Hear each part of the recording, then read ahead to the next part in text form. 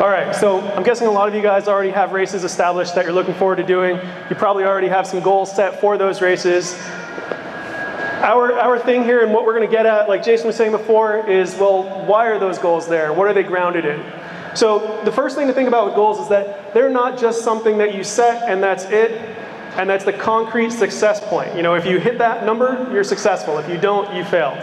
Goals are kind of a moving target, and their real intent is to help you keep to the spirit of your training. In other words, when you start training for a triathlon, part of your goal is just to improve overall, to become fitter, to become stronger, to move yourself to a different distance and become better at that distance. It's not just to hit a number within that. The goal is to help push you in that direction and help you improve so that over time you become a better and better athlete. Just like in any area of your life. You know, the goal is really about developing towards something. It's not just about achieving a specific number. So you want to have a goal that's got sort of a help in driving you in that core direction that you find is important to you as an athlete and as an individual. The other thing to keep in mind is that your goals are flexible. As you train and you develop and grow, you're going to find through the year that, gee, maybe in January you said, I want to do a 2:55 marathon in November, but halfway through the year you're looking at things and you've had a couple injuries for some reason or another, your training hasn't been quite there. Maybe it makes sense to back that off a little bit and create a different goal.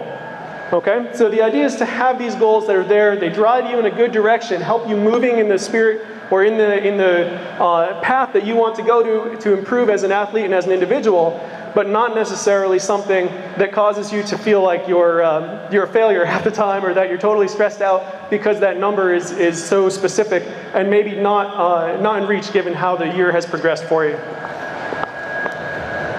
All right, so we're going to take a look at how to get to some of those specifics now. The last thing that I want to mention that goes with this and leads into it is that you want your goals, and this is why we're getting specific, you want your goals to motivate you. That was a big thing that I was just harping on.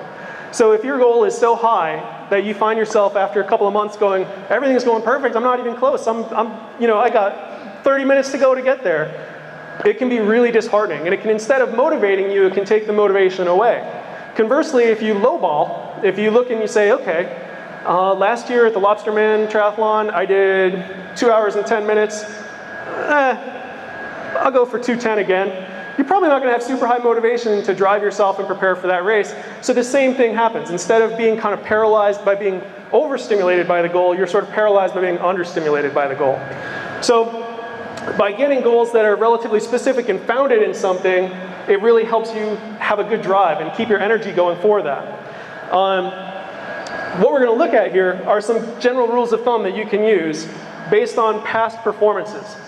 So, for example, say we'll use that Lobsterman example. Say last year you did Lobsterman in 2:30, and you think to yourself, okay, what's a reasonable amount that I could expect to improve or should try to improve? For most athletes that have a couple years of training under their belts, like 1 to 5% is a pretty good range. Much more than that, and we're probably going a little far. And if you think about it, what we're looking at there with a race that's about a 2:30 time from the previous year, it would put you somewhere around a 5% improvement, would put you in the low 220s. If you just double that, now you're looking at like say 10% and you're talking 215. So sometimes people say to themselves, you know, okay, I've been training for 4 or 5 years. I did 2:30 last year at Cranberry County Triathlon. I want to try and do a 10% improvement this year. And it doesn't sound like that much because we think at work or in school, if we hear a 10% improvement, it seems like a relatively small number. But when you consider several years of work already under your belt, 10% is a pretty big jump. So 1 to 5 is a pretty good range to keep in mind. If you're trying to peak at the same event 2 years in a row, 1 to 5% is a good ballpark to shoot for. The longer you've been doing the sport, the lower that should be within that 1 to 5% range. Similar, if you're really, really fit, say you're going to try and do 150 versus 155 at an Olympic distance race, very fast. You're probably someone who is going to be on the 1, maybe even a 0.5% range. Conversely, if last year was your second year in triathlon and you did 2:30, 5% is probably a pretty realistic number. Okay? Now, what if you've never, you haven't done that distance before? You don't have a marker to draw upon.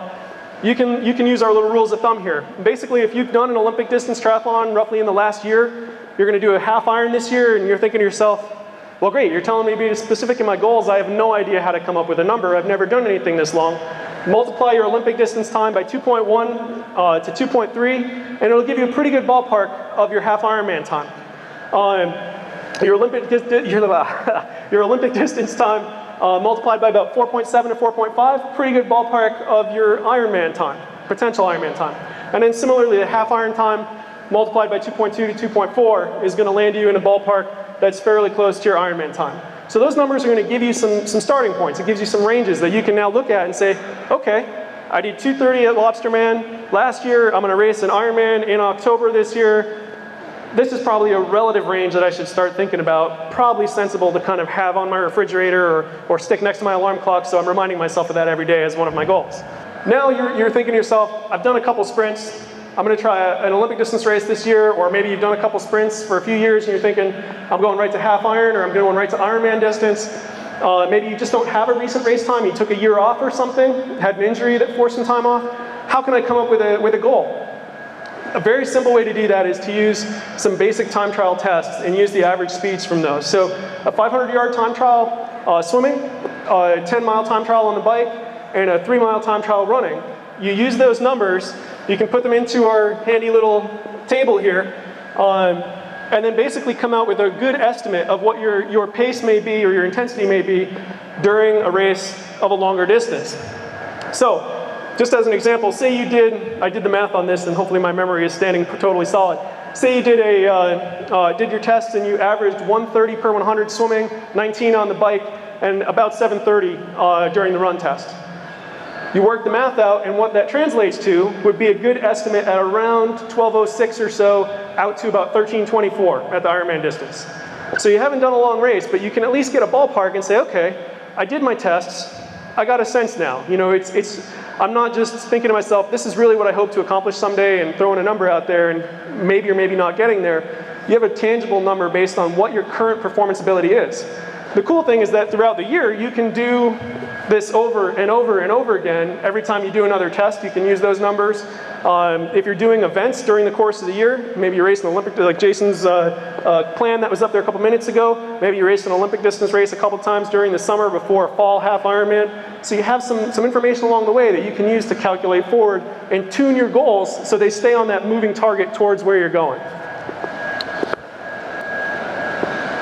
All right. I'm gonna go through this one at a pretty fast pace, mostly because I just feel it's an important thing to hit, but there's not a lot to say on it. Be willing to change your goals.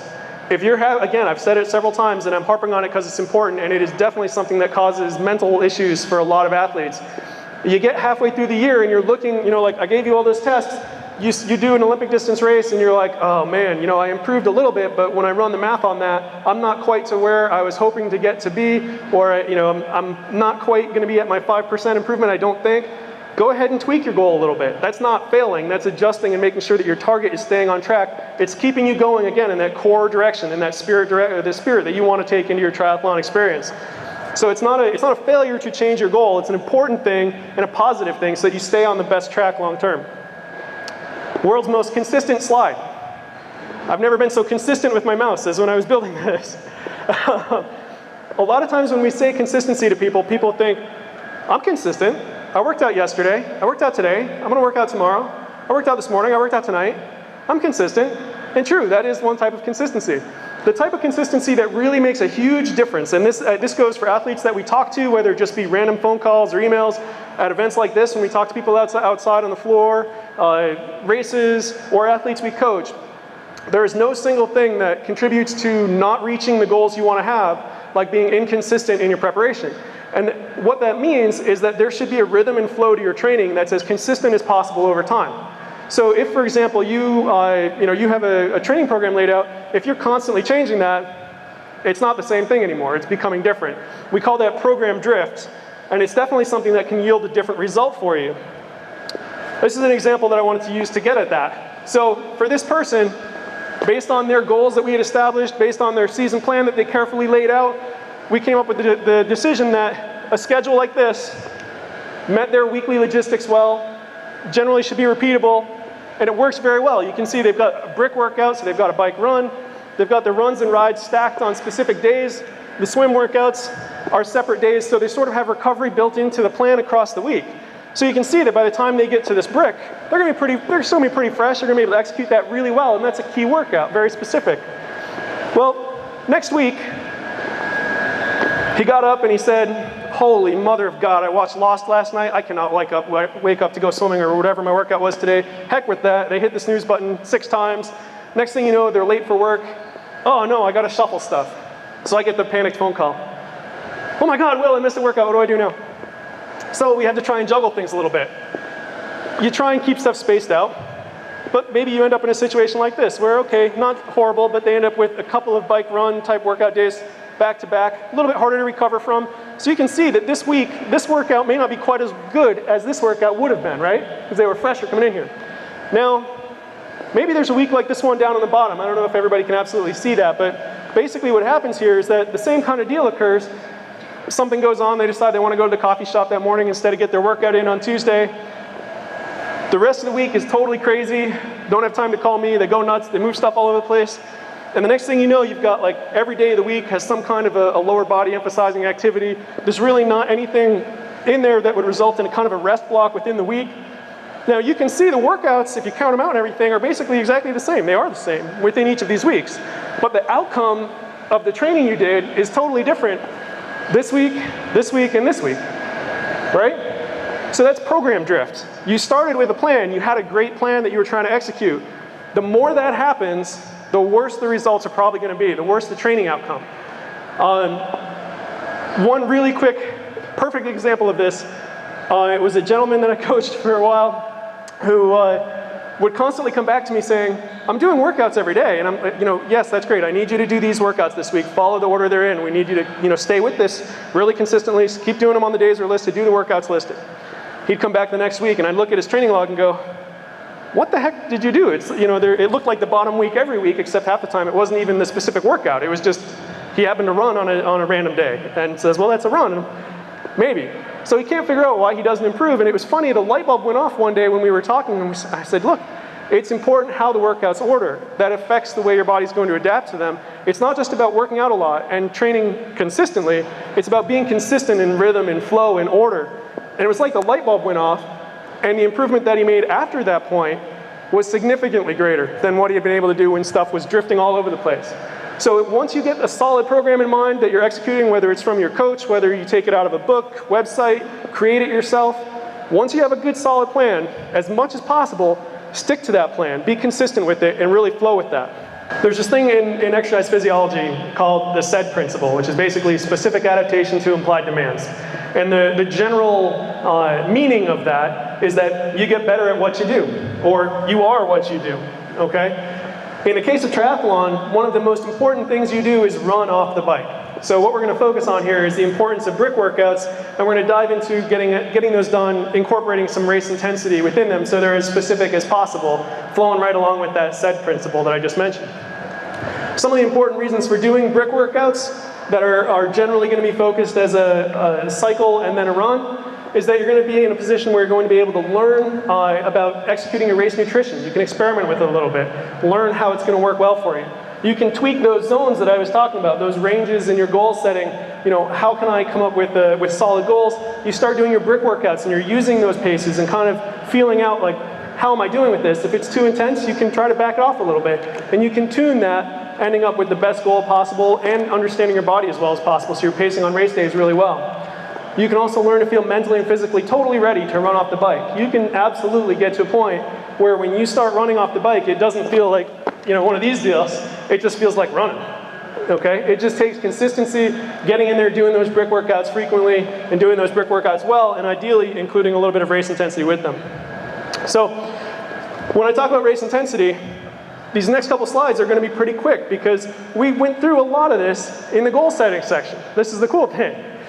The idea is that you're going to establish with the exact same tests some general numbers. And you can focus right now on just the cycling and running tests. And I wish I had something to give away.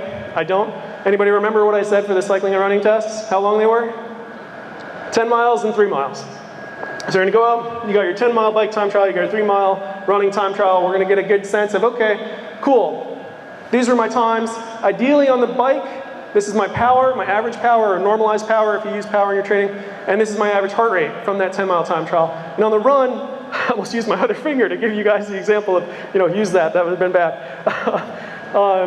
On the run, you're going to look at pace. And the reason that you're not going to use heart rate on the run is that during a triathlon, it's a pretty long day. And things like cardiac drift, your fatigue, dehydration can yield totally wacko high heart rates as you get later and later in the day. So by the time you get to the run in a triathlon, sometimes the heart rate, especially in longer races, is really a little iffy. Not the best number to be using.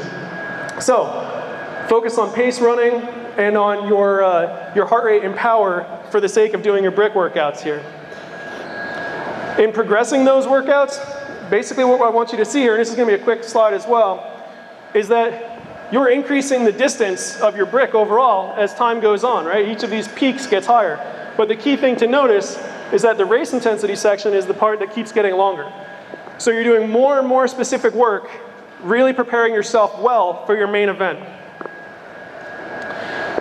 To look at this in more detail, just as an example, imagine this is a snapshot taken out of somebody's half Ironman development. So at this point in their training, say at week number 5 here, they're going to do a brick workout where they're going to ride their bike 35 total miles. The first 15 are going to be at an aerobic intensity level. A general rule of thumb there would be if you can breathe through your nose without feeling like you're starting to get in trouble, you're probably aerobic. The last 20 will be at their estimated race intensity, and then they're going to run 4 miles at estimated race intensity. And you can see that that's going to change as time goes on. The load of their training will increase, and so that workout will become more and more specific or longer to the race that they're doing. I want to jump over this. Okay. So that other chart that I showed you is basically the same information for the running, because that chart was based on time to help set goals. The cycling information on that chart was based on time, because the idea, again, was to estimate a performance in a race down the road. So within training, you really want to be able to use a number that's very concrete. It gives you very good information about what you're trying to execute. So power and heart rate on the bike are going to be your best options.